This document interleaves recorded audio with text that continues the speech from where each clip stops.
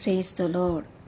యుక్తిపరులు ఏదైనా ఎలా తినాలి అని తెలిసిన వారు అవతల వారి అనుమతి లేకుండానే తాళాలు తీయగలుగుతారు.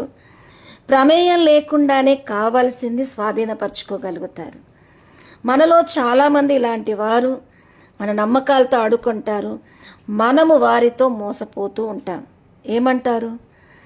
దురాశలు ఎలాంటివంటే నీతి తప్పిన ఆకలి ఎన్ని కంచాల్లో తిన్నా కడుపు నిండదన్న సామెత ధనాపేక్షకు వర్తిస్తుంది. అందుకే పరిశుద్ధాత్ముడు 1 తిమోతి 6:9 అంటాడు, ధనవంతులగుటకు ఆపేక్షించువారు శోధనలోను ఉరిలోను అవివేకయుక్తములను హానికరములైన అనేక దురాశల్లో పడుదురు.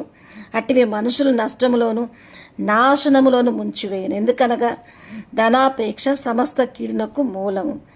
దీనిని బట్టి అవిశ్వాసము తాము సమస్యలతో పొడుచుకోవడానికి కారణమవుతుంది.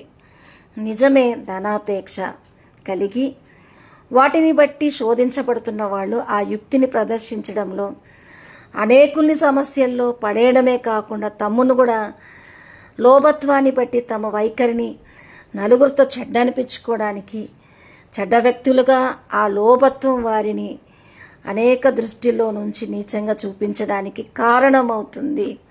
కాబట్టి ధనాపేక్ష